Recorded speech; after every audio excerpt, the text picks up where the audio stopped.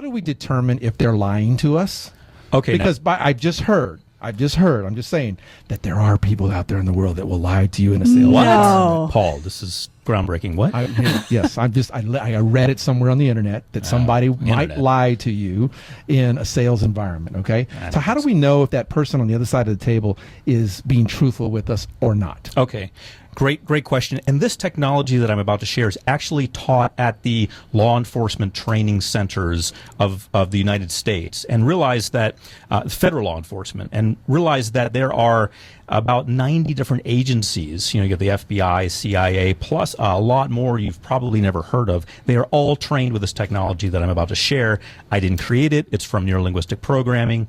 But if they believe it, if the federal government believes in it and teaches it, it's what the agents are using, then I think it's worthy of learning. And it's very simple. You're looking at someone's eyes and which way they're looking when you're talking with them.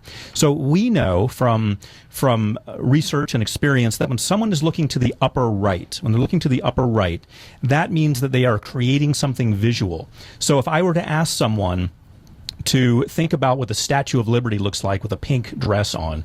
The Statue of Liberty doesn't have a pink dress. They would have to create that in their minds. just looked up to the right. Okay, there you go. And you saw a pink dress? I did. I saw her green with a pink dress. Sorry to put that image in your mind. It could have been a lot worse, though. All right. So that means they're creating something visual. They don't have a reference for that. They've got to create it in their minds. Is that a positive or negative visual image? If I'm looking up to the right, depends what you think about. It's neutral. It's neutral. So far, everything's neutral. Okay. I'll explain how it gets positive or negative soon. That's a great question. Now, if I ask you to remember something that you have actually seen, you will look up and to the left, because you will be remembering something visual. So up and to the right is creating something, up and to the left is remembering something. Same with auditory. If I ask you to remember something you've heard, then you will look straight over to your left.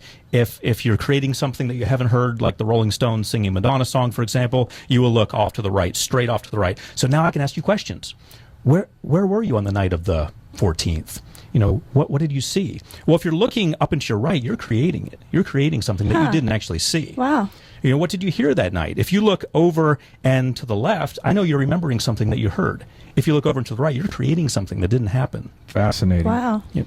So when we're in that negotiation or in that meeting and we're paying attention to the eye movement of the other person, we can tell creating a story, maybe lying to me, right, or being factual. They're telling me the truth in this particular question or scenario. Yes, and the only caveat is some people are oppositely oriented, so you have to go ahead and test ahead of time, go ahead and make sure it's calibrated, ask them questions you know the answer to, and look for where their eyes are going. Once you have that set, then you can start asking questions. Where were you on the night of the 14th?